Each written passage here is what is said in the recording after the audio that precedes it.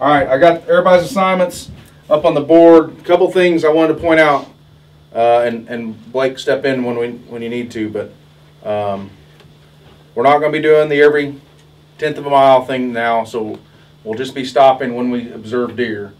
So as we're driving down the road, probably the most important thing I can think of is make sure that we're staying by that 5 mile per hour speed limit. It's going to be real easy to be driving through some of these places in town where we just assume we're not going to see any deer and we're going to be cruising along.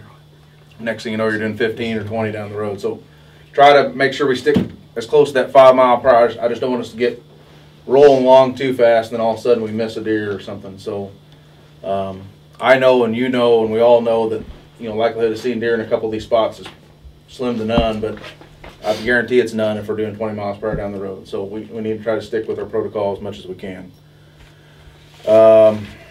Again, for those that are kind of new to this, you know, we're going to be spotlighting on both sides of the truck. So we're driving down the road, observing deer. When we observe a deer, we need to make sure we make contact with the driver or the navigator and, hey, stop.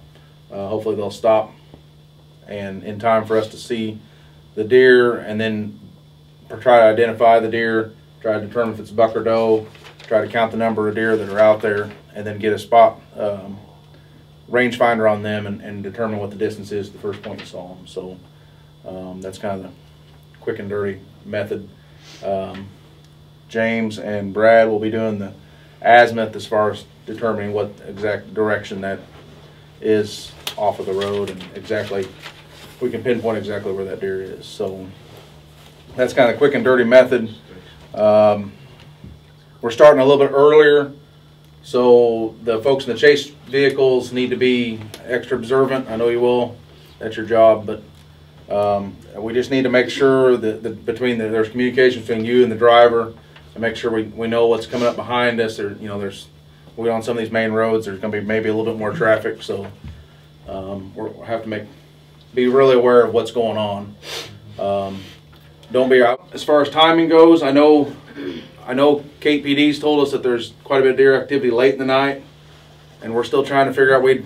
Blake and myself and our urban deer biologist up in St. Louis had a pretty lengthy email conversation about the timing of all of this and what's the appropriate thing to do. So right now we're going to stick with the idea that we need to stay fairly tight with our protocol and not be jumping around with timing as far as deer surveys go.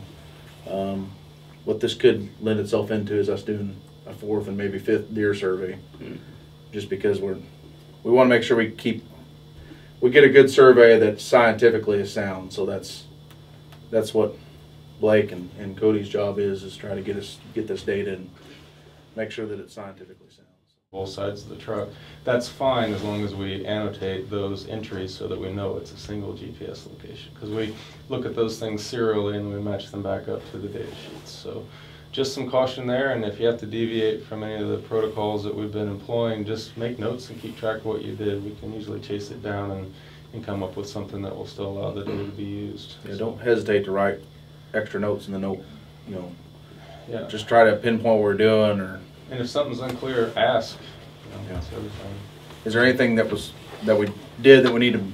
I mean, that's probably one of them there. Everything looked great as far as the data that were collected. Running some of the statistical analyses, it's just clear that we need some more data. So, you know, with statistics, the more observations you have, the more confident you are in your estimate.